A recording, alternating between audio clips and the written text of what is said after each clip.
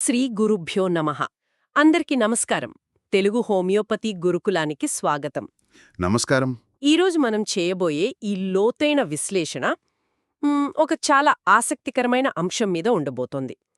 గత అధ్యయనంలో మనం ప్రాక్టికల్ రిపర్టరైజేషన్ గురించి మాట్లాడుకున్నాం కదా. అవును, రెపర్టరీని వాడుకుని లక్షణాలను బట్టి మందుల జాబితాను ఎలా తీయాలో మనం చాలా వివరంగా చూశాం. కరెక్ట్. కానీ అసలు పని అక్కడే మొదలవుతుందంటారు కదా. ఖచ్చితంగా. రెపర్టరీ అనేదే కేవలం సగం ప్రయాణం మాత్రమే. అంటే నా ఉద్దేశం ఏంటంటే, రిపర్టరీ అనేది మనం వెతుకుతున్న సమాచారాన్ని చూపించే ఒక గూగుల్ సెర్చ్ ఇంజిన్ లాంటిది అనుకుంటే. మ్మ్, ఒక 10 లింకులిస్తుందది. అవును, కరెక్ట్గా చెప్పారు. కానీ అందులో ఏది సరైనది, ఏది మన రోగికి ఖచ్చితంగా సరిపోతుంది అనేది తెలుసుకోవాలంటే మనం ఆ వెబ్సైట్ లోపలికి వెళ్ళాలి. అంటే ఈ మెటీరియా మెడికాను పూర్తిగా చదవాల్సిందే. అక్షరాల రిపర్టరీ అనేది కేవలం ఒక సూచిక మాత్రమే. అసలు గమ్యం మెటీరియా మెడికానే. దాన్ని అర్థం చేసుకోకుండా కేవలం రిపర్టరీ పైనే ఆధారపడితే ఆ వైద్యుడు దారి తప్పినట్లే. నిజమే. అసలు ముందుగా ఈ మెటీరియా మెడికా అంటే ఏమిటో మనం కొంచెం లోతుగా అర్థం చేసుకోవాలి కదా. దురదృష్టవశాత్తు చాలామంది దీని వ్యాధుల పేర్లకు మందులు రాసే ఒక డిక్షనరీ లాగా చూస్తారు. అదే చాలా పెద్ద పొరపాటు. ఇది తలనొప్పొస్తే బెలడోనా, జలుబొస్తే అకోనైట్ అని చెప్పే పుస్తకం కానే కాదు. ఓహో, అంటే కేవలం వ్యాధి లక్షణాల పట్టిక కాదంటారా? ఖచ్చితంగా కాదు. ఆరోగ్యవంతమైన మనుషులపై మందులను ప్రయోగించినప్పుడు, అంటే మనం డ్రగ్ ప్రూవింగ్ అంటాం కదా, ఆ సమయంలో వారి ప్రాణశక్తి అంటే వైటల్ ఫోర్స్ ఎలా స్పందించిందో తెలిపే సజీవ చిత్రాల సమూహమే ఈ మెటీరియా మెడికా. వావ్, సజీవ చిత్రాలు వినడానికి చాలా బావుంది. అవును, ఇందులో ప్రతి మందుకు ఒక ప్రత్యేకమైన వ్యక్తిత్వం ఉంటుంది. దాన్ని మనం రెమెడీ పర్సనాలిటీ అంటాం. అంటే మనం జబ్బును కాదు, రోగి యొక్క ప్రత్యేకతను, ఆ ఇండివిడ్యువాలిటీని అర్థం చేసుకోవాలి. కరెక్ట్.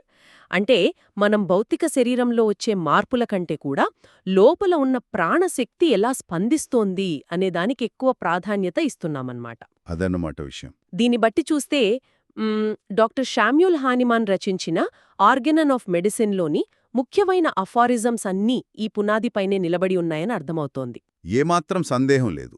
మీరు ఆర్గానన్లోని 3, 6 మరియు 7వ అఫారిజమ్స్ చూస్తే గనక ఒక వైద్యుడు వ్యాధి చిత్రపటాన్ని, అంటే ఆ పోర్ట్రేట్ ఆఫ్ డిసీజ్ను ఎలా అర్థం చేసుకోవాలో స్పష్టంగా చెప్పారు. లక్షణాల సముదాయం అంటే టోటాలిటీ ఆఫ్ సిమ్టమ్స్ పైన ఆయన చాలా నొక్కి చెప్పారు. ముఖ్యంగా అఫారిజం 153 గురించి మనమిక్కడ తప్పక మాట్లాడుకోవాలి కదా. అవును, అఫారిజం 153 హోమియోపతిలో ఒక మైలురాయి లాంటిది. ఈ అఫారిజంలో హానిమాన్ గారు విలక్షణమైన, అసాధారణమైన లక్షణాలను గుర్తించడం అంత అవసరమో వివరించారు. విలక్షణమైన లక్షణాలంటే మనం పెక్యూలియర్ సిమ్టమ్స్ అంటాం గదా, అవేనా? అవే. సామాన్య లక్షణాల కంటే ఈ అసాధారణ లక్షణాలే రోగికి సరిపోయే మందును నిర్ధారిస్తాయి. ఓహో, ఒక చిన్న డౌట్ అండి. ఇప్పుడు ఈ సామాన్య లక్షణాలకు, విలక్షణమైన లక్షణాలకు మధ్య ఉన్న తేడా ఏంటి? ప్రాక్టికల్గా చెప్పగలరా? తప్పకుండా. ఉదాహరణకు, ఒక వ్యక్తికి తీవ్రమైన జ్వరం వచ్చిందనుకోండి, దాహం వెయ్యడం, నీరసంగా ఉండడం అనేది సామాన్య లక్షణం. ఇందులో ప్రత్యేకత ఏమీ లేదు. అవును, జ్వరమొస్తే ఎవరికైనా దాహం వేస్తుంది కదా. కానీ జ్వరం 104 డిగ్రీలు ఉన్నప్పటికీ ఆ రోగికి అసలు దాహమే లేకపోవడం అనేది విలక్షణమైన లక్షణం. వావ్, అంటే థర్స్ట్లెస్ ఇన్ ఫీవర్ అన్నమాట. కరెక్ట్. లేదా చలిజ్వరంలో వణుకుతున్నప్పుడు ఐస్ వాటర్ తాగాలని కోరుకోవడం. ఇది అసాధారణం కదా. ఈ పాయింట్ మీదే మన మందు ఎంపిక ఆధారపడి ఉంటుంది. చాలా స్పష్టంగా చెప్పారు. ప్రాణశక్తి ఒక విపత్కర పరిస్థితిలో ఉన్నప్పుడు అది ఎంత విచిత్రంగా స్పందిస్తోందనేది ఆ అసాధారణ లక్షణాల ద్వారానే తెలుస్తోందన్నమాట. అవును, మనం మెటీరియా మెడికాలో వెతకాల్సిమి ఈ విలక్షణమైన లక్షణాలనే. కానీ ఆ కొత్తగా నేర్చుకునేవారు ఇక్కడే ఒక పెద్ద తప్పు చేస్తారు. ఎలాంటి తప్పులంటారు? ఏంటంటే, వాళ్ళు మెకానికల్గా లక్షణాలను బట్టి పట్టేస్తారు. ఏదైనా ఒక ఆకర్షణీయమైన లక్షణాన్ని, అంటే ఒక కీనోట్ను పట్టుకుని మొత్తం కేసును వదిలేస్తారు. అంటే జలుబు అనగానే అకోనైట్ ఇచ్చేయడం లాంటిదా? అచ్చమలాగే. కీళ్ల నొప్పులు అనగానే రస్టాక్స్ ఇవ్వడం, తలనొప్పి అంటే ఇంకో మందు ఇవ్వడం. ఇది చాలా పెద్ద తప్పు. ఒక రకంగా చెప్పాలంటే ఈ కీనోట్ ప్రిస్క్రిప్షన్ అనేది ఒక జిగ్సా పజిల్లో ఒకే ఒక్క ముక్కను చూసి మొత్తం బొమ్మను ఊహించడం లాంటిది కదా. అద్భుతమైన పోలిక చెప్పారు. అవును. అంటే ఆ ఒక్క పజిల్ మొక్కలో ఎరుపు రంగు కనపడగానే ఓకే ఇది ఖచ్చితంగా యాపిల్ బొమ్మే అని డిసైడ్ చేసి మందిస్తారు. కానీ పక్కనున్న ముక్కలన్నీ కలిపితే అది ఒక ఫైర్ ఇంజిన్ బొమ్మ కావచ్చు. నిజమే, ఆ టోటాలిటీ మిస్ అవుతారు. కానీ ఇక్కడొక చిన్న ప్రశ్న. కేవలం ఒక లక్షణాన్ని బట్టి మందు ఇవ్వడం ఎందుకు ప్రమాదకరం? ఒకవేళ ఆ రోగికి తీవ్రమైన నొప్పితో బాధపడుతుంటే ఆ నొప్పికి తెలిసిన మందు ఇస్తే వెంటనే ఉపశమనం లభిస్తుంది కదా, అందులో తప్పేముంది? పలికి ఉపశమనం లభించినట్లు కనిపిస్తుంది, కానీ లోపల జరిగేది అణిచివేత, అంటే సప్రెషన్ అన్నమాట. ఓహో, సప్రెషన్ అంటారా? అవును. లక్షణాల సముదాయం అంటే కేవలం రోగి చెప్పిన 10 లక్షణాలను ఒక కాగితం మీద రాసుకోవడం కాదు. ఆ లక్షణాలన్నీ కలిపి రోగి యొక్క ఒక సజీవ రూపాన్ని మన ముందు ఉంచాలి.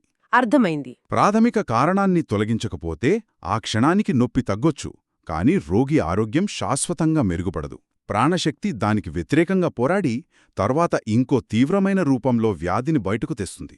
వ్యక్తీకరణ లేకుండా చేసే వైద్యం హోమియోపతి అనిపించుకోదు. ఖచ్చితంగా.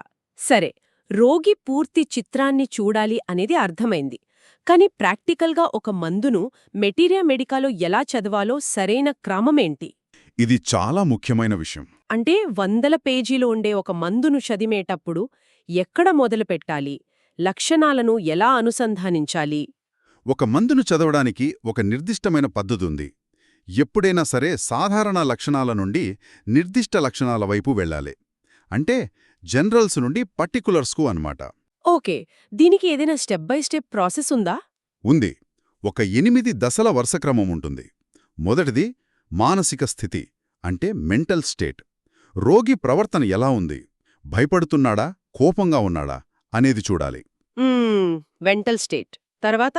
రెండవది శారీరక సాధారణ లక్షణాలు, ఫిజికల్ జనరల్స్. రోగి భౌతిక శరీరం మొత్తం ఎలా స్పందిస్తోంది అనేది. రైట్. మూడవది ఉష్ణతత్వాలు, థర్మల్ స్టేట్. అంటే రోగికి చలి పడుతుందా లేదా వేడి పడుతుందా అని గమనించడం. చలి లేదా హాట్ పేషెంట్ అని చూస్తాం కదా, అది. కరెక్ట్. నాల్గవది ఇష్టాయిష్టాలు, డిజైర్స్ అండ్ అవర్షన్స్. ఆహారంలో ఏమిష్టం, ఏమీ పడదు. ఐదవది నిద్ర మరియు కలలు, స్లీప్. ఓకే, 5 స్టెప్స్ అయ్యాయి. ఆరవదేంటి? ఆరవది పరిస్థితుల ప్రభావం, మొడాలిటీస్.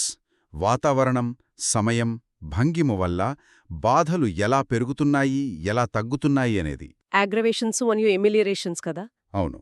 ఇక ఏడవది నిర్దిష్ట లక్షణాలు, అంటే పర్టిక్యులర్స్. శరీరంలోని ఒక నిర్దిష్ట భాగంలో వచ్చే నొప్పులు, అంటే తలనొప్పి, కీళ్లనొప్పి లాంటివి అన్నమాట. Right, particulars.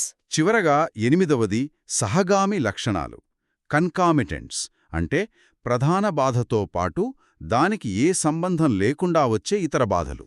ఉదాహరణకు తలనొప్పితో పాటు కాలు నొప్పి రావడం లాంటివి. ఇక్కడ నాకొక లాజికల్ ప్రశ్న. హ్మ్, పేషెంట్ మన దగ్గరకొచ్చేది కడుపు నొప్పితోనో కీళ్ల నొప్పితోనో కదా. అవును.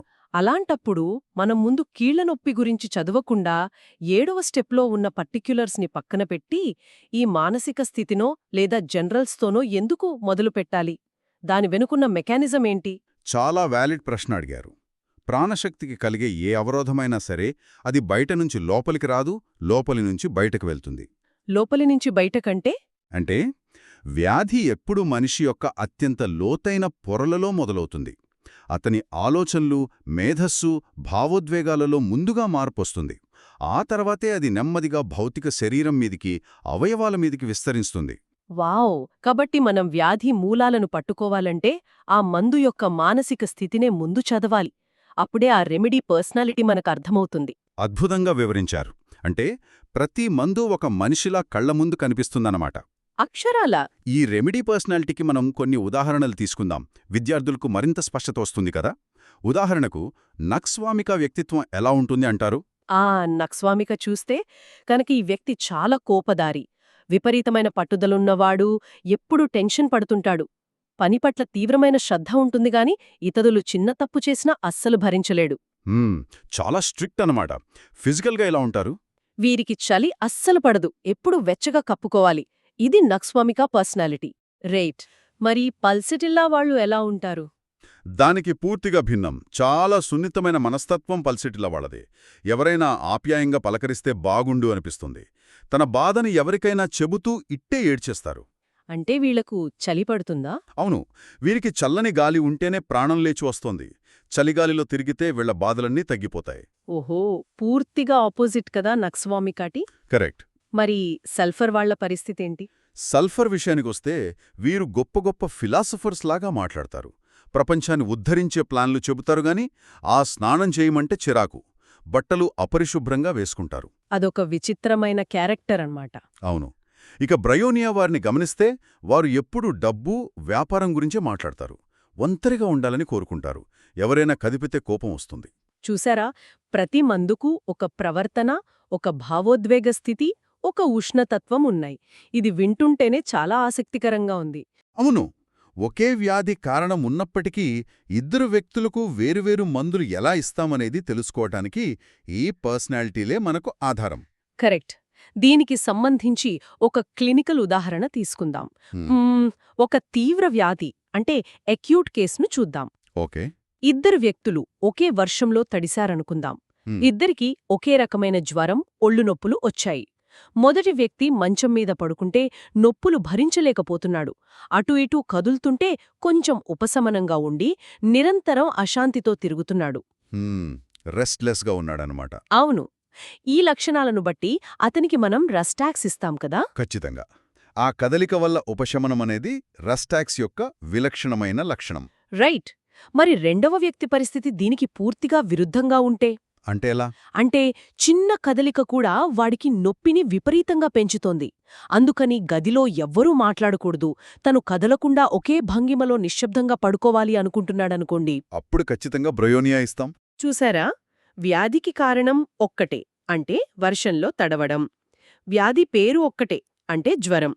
కానీ వారి ప్రాణశక్తి ప్రతిస్పందించిన విధానాన్ని బట్టి మందులు మారిపోయాయి. అవును. అక్షరాల దీర్ఘకాలిక వ్యాధులలో కూడా, అంటే క్రానిక్ కేసెస్లో కూడా ఇదే సూత్రం వర్తిస్తుంది. ఒక క్రానిక్ కేస్ ఉదాహరణ కూడా చెప్తారా? తప్పకుండా.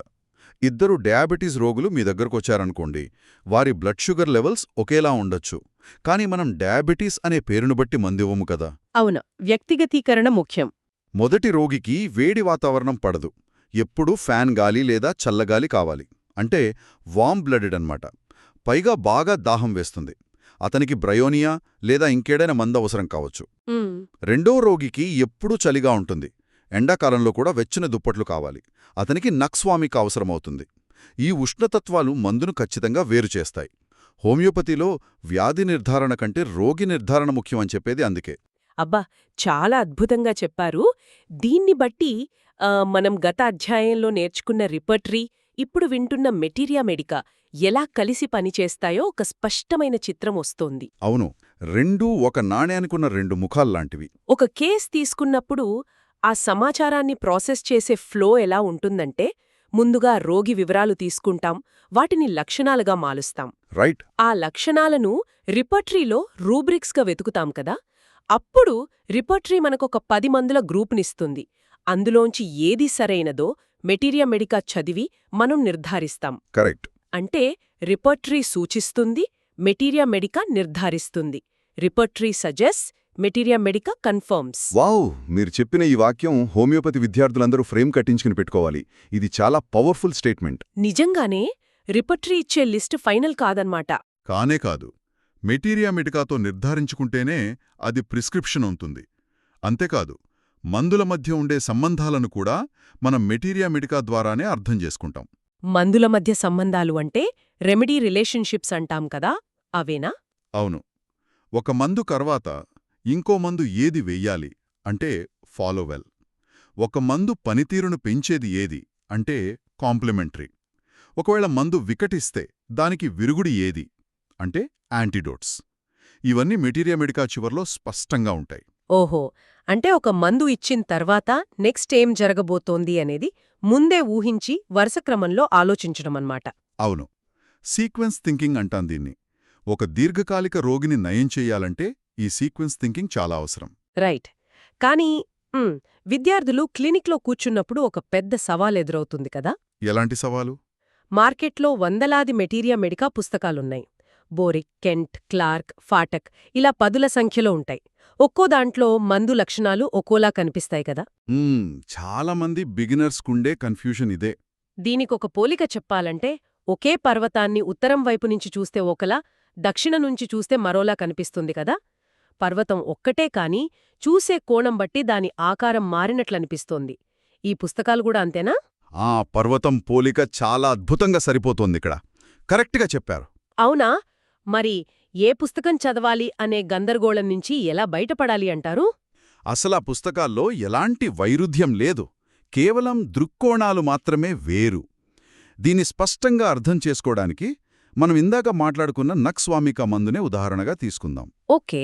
మీరు విలియం బోరిక్ రాసిన మెటీరియా మెడికా తెరిస్తే అందులో నక్స్వామిక ఒక రోగ నిర్ధారణ సాధనంలా కనిపిస్తుంది.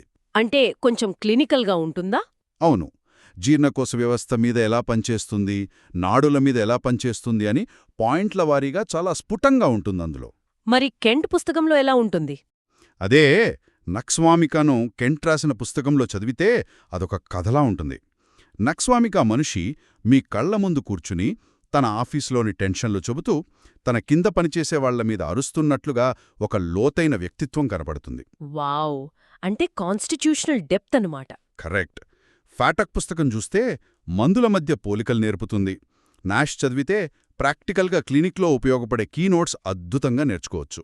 అలాగే యాలెన్ పుస్తకం కూడా ఉంది కదా. అవును, యాలెన్ పుస్తకం ముఖ్య లక్షణాలను గట్టిగా చెబుతుంది. అలాగే టైలర్ పుస్తకం మందు యొక్క సారాంశాన్ని వివరిస్తుంది. హెరింగ్లో అయితే ప్రూవింగ్ వివరాలు చాలా లోతుగా ఉంటాయి. అర్థమైంది.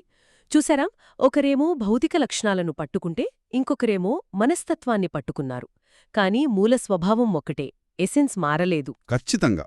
అయితే ఈ పుస్తకాలన్నీ ఒకేసారి టేబుల్ మీద పెట్టుకుని ఒకే మందును అన్నింట్లో చదవడం మొదలుపెడితే విద్యార్థికి ఖచ్చితంగా పిచ్చెక్కుతుంది కదా. అవును, ఒకేసారి చదివితే గందరగోళం ఖాయం, మైండ్ బ్లాక్ అయిపోతుంది. మరి దీనికి ప్రాక్టికల్గా ఏదైనా స్టెప్ బై స్టెప్ పద్ధతుందా? అంటే రోజువారీగా ఎలా చదవాలి? ఒక క్రమపద్ధతి పాటించాలి. కొత్తగా నేర్చుకునేవారు ముందుగా స్టెప్ 1లో బేసిక్స్ కోసం బోరిక్ మరియు ఫాటక్తో మొదలుపెట్టాలి. ఓకే, బోరిక్ మరియు ఫాటక్. ఇది క్లినికల్ అవగాహన కోసం కదా. అవును, ఇది క్లినికల్గా మందు దేనికి పనికొస్తుందో, ఏ అవయవాలపై ప్రభావం చూపుతుందో ఒక స్పష్టమైన అవగాహనిస్తుంది. స్టెప్ 2 ఏంటి? స్టెప్ 2లో ఆ మందుల వ్యక్తిత్వాన్ని లోతుగా అర్థం చేసుకోవడానికి కెంట్, నాష్ మరియు యాలెన్ పుస్తకాలు చదవాలి. అప్పుడు ఆ మందుకి ప్రాణం పోసినట్లవుతుంది. రైట్. ఇక స్టెప్ 3? బాగా అనుభవం వచ్చాక, అంటే క్లినిక్లో ప్రాక్టీస్ మొదలుపెట్టాక, ఇంకా లోతైన అధ్యయనం కోసం స్టెప్ 3లో హెరింగ్, క్లార్క్ మరియు టేలర్ చదవాలి. చాలా క్లియర్గా చెప్పారు. ఇంకో ముఖ్యమైన విషయమేంటంటే రోజుకు కేవలం 2-3 మందులు మాత్రమే చదవాలి. వాటిని ఒకదానితో ఒకటి పోల్చాలి. అన్నిటికంటే ముఖ్యంగా క్లినిక్లో రోగులను జాగ్రత్తగా గమనిస్తూ పుస్తకంలో చదివిన లక్షణాలను రోగితో కనెక్ట్ చెయ్యాలి కదా. అవునండి, అదే అసలైన నేర్చుకునే పద్ధతి. పుస్తకంలో చదివినదాన్ని నిజమైన రోగితో కనెక్ట్ చేయడం గురించి మాట్లాడుతున్నారు కాబట్టి ఇక్కడ ఆధునిక కాలంలో వస్తున్న ఒక పెద్ద సమస్య గురించి నేను ప్రస్తావించాలి. ఏంటది? ఈ రోజుల్లో అంతా సాఫ్ట్వేర్లమయమైపోయింది కదా. రోగి చెప్పిన లక్షణాలను కంప్యూటర్ సాఫ్ట్వేర్లో ఫీడ్ చేయడం, అది ఒక మందు పేరును స్క్రీన్ మీద చూపిస్తే అది ఇచ్చేయడం. ఇది చాలా చోట్ల జరుగుతోంది. ఈ టెక్నాలజీ ఉంటే ఇక మెటీరియా మెడికా పుస్తకాలను చదివే పనేముంది అని కొందరు అనుకోవచ్చు. దీనివల్ల వచ్చే నష్టమేంటి అంటారు? ఇదొక చాలా ప్రమాదకరమైన ధోరణి. ఒక హోమియోపతి వైద్యుడు కేవలం రూబ్రిక్ మెషీన్లా మారకూడదు. రూబ్రిక్ మెషీన్ అంటే కంప్యూటర్లాగా? అవును, కంప్యూటర్ సాఫ్ట్వేర్ మీరు టైప్ చేసిన పదాలను మాత్రమే గుర్తిస్తుంది. కాని ఆ లక్షణాన్ని చెబుతున్నప్పుడు రోగి ముఖంలో ఉన్న భావోద్వేగాన్ని సాఫ్ట్వేర్ చదవలేదు గదా. 100% నిజం. పల్సెటిల్లా రోగి కళ్లల్లో తిరిగే కన్నీటిని, నక్స్వామికా రోగి మాటల్లోని అసహనాన్ని, బ్రయోనియా రోగి ముఖంలో ఉండే ఆందోళనను ఏ కంప్యూటరూ గుర్తించలేదు. వావ్, అద్భుతంగా చెప్పారు. ఒక నిజమైన వైద్యుడు మాత్రమే రోగిని గమనించగలడు, వ్యక్తిగతీకరించగలడు. సాఫ్ట్వేర్ ఒక సూచన ఇస్తుందేమో కాని వైద్యుడి పరిశీలన, మెటీరియా మెడికా జ్ఞానం మాత్రమే రోగిని స్వస్థపరుస్తాయి. చాలా లోతైన విశ్లేషణ ఇది. మన బ్రెయిన్, మన పరిశీలనా శక్తి కంటే ఏ సాఫ్ట్వేర్ గొప్పది కాదు. అవును. సరే, మనం ఈ సెషన్లోని ముఖ్యాంశాలను ఒకసారి క్రోడీకరిద్దాం. మెటీరియా మెడికా అనేది కేవలం జబ్బుల జాబితా కాదు, అదొక ప్రాణమున్న సజీవ చిత్రపటం. కరెక్ట్. హోమియోపథీలో ఒకే ఒక లక్షణాన్ని బట్టి మందు ఇచ్చే కీనోట్ ప్రిస్క్రిప్షన్ కంటే ఆ పూర్తి టోటాలిటీకే మనం ప్రాధాన్యమివ్వాలి. అవును, అదొక్కటే సరైన మార్గం. అలాగే సాధారణ లక్షణాల నుండి మొదలుపెట్టి మానసిక, ఉష్ణతత్వాలను పరిగణనలోకి తీసుకుని మందును నిర్ధారించాలి కదా. రిపర్టరీ దారి చూపిస్తే మెటీరియా మెడికా గమ్యాన్ని చేరుస్తుంది. అక్షరాల రోగిని గమనించడం ద్వారా వచ్చే అవగాహన, మెటీరియా మెడికా అధ్యయనం ద్వారా వచ్చే జ్ఞానం, ఈ రెండూ కలిసినప్పుడే ఆ వ్యాధికి సరైన మందు దొరుకుతుంది. సంపూర్ణమైన సారాంశం చెప్పారు.